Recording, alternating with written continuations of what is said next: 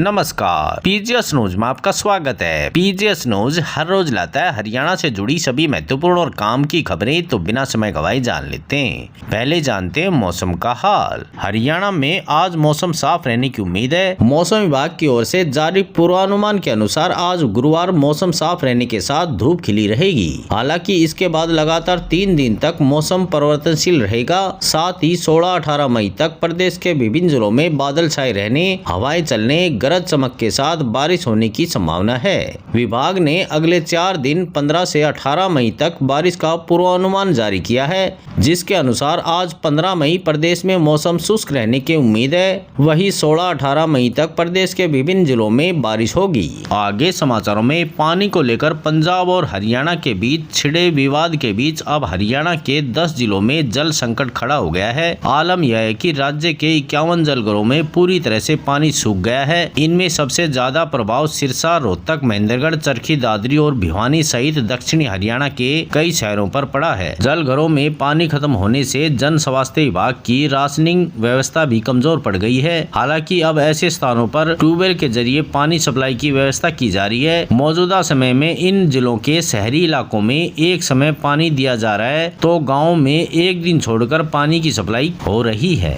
आगे समाचारों में हरियाणा के सोनीपत में एजुकेशन सिटी में स्थित वर्ल्ड यूनिवर्सिटी ऑफ डिजाइन में अफीम के पौधे मिलने के मामले में बड़ा खुलासा हुआ है। मामले की जांच कर रहे इंस्पेक्टर तेजराम ने यूनिवर्सिटी के वाइस चांसलर संजय गुप्ता पर आरोपी को छिपाने का आरोप लगाकर 15 लाख रुपए की रिश्वत मांगी थी। वाइस चांसलर ने 15 लाख रुपए इंस्पेक्टर तक पहुंचाने के लिए एक वकील को दे दिए थे। मामला डीजीपी शत्रुजीत कपूर के पास पहुंचा तो उन्होंने सोनीपत पुलिस कमिश्नर को जांच के आदेश दिए। इसके बाद स्पेशल इन्वेस्टिगेशन टीम का गठन किया गया।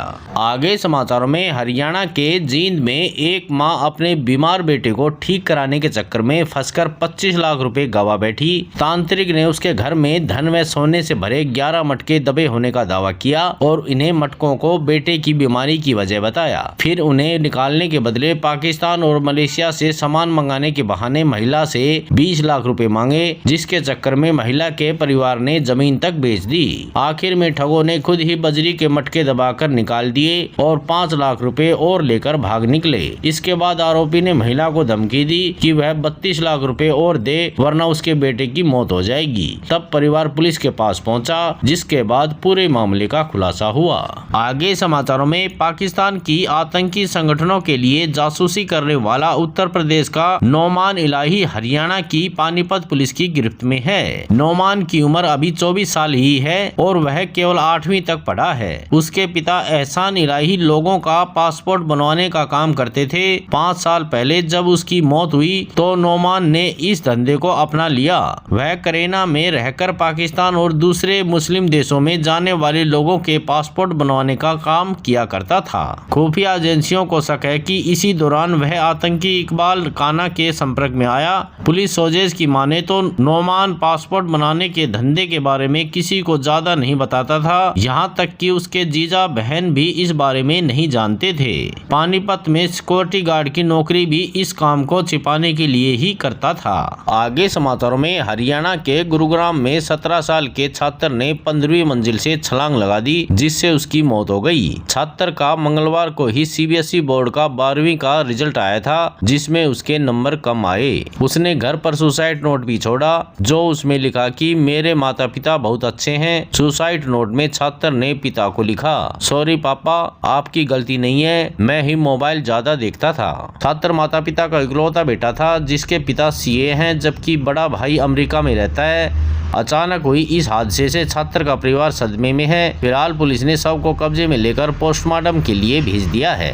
आगे समाचारों में रेवाड़ी शहर की प्यास बुझाने के लिए जन स्वास्थ्य विभाग वाटर स्टोरेज क्षमता को बढ़ाना चाहता है, जिसके लिए करीब 8 वाटर टैंक बनाए जाने हैं, जिसके लिए विभाग 80 एकड़ जमीन तलाश रहा है, लेकिन विभाग को जमीन नहीं मिल पा रही है। रेवाड़ी शहर के आसपास वाले गाँव में किसानों से जमीन खरीदने के लिए विभाग ने ई भूमि पोर्टल पर विज्ञापन दिया है, जिसमें 4 गांव के किसानों से जमीन देने के लिए सहमति मांगी है। हालांकि अभी तक कुछ खास आवेदन पोर्टल पर नहीं आए हैं, जिसके चलते विभाग की चिंता बढ़ रही है। रेवाड़ी शहर में जमीनी पानी खारा होने के चलते पेयजल के लिए पूरी निर्भरता नहरी पानी पर है।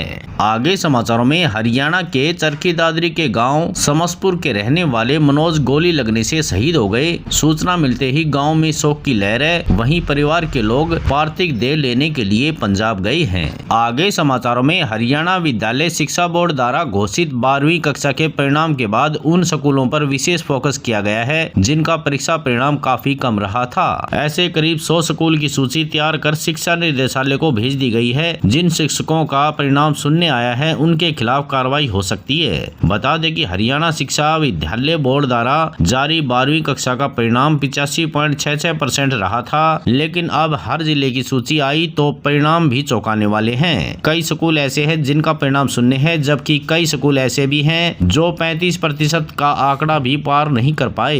बोर्ड ने ऐसे 100 स्कूलों की सूची शिक्षा निदेशालय को भेज दी है।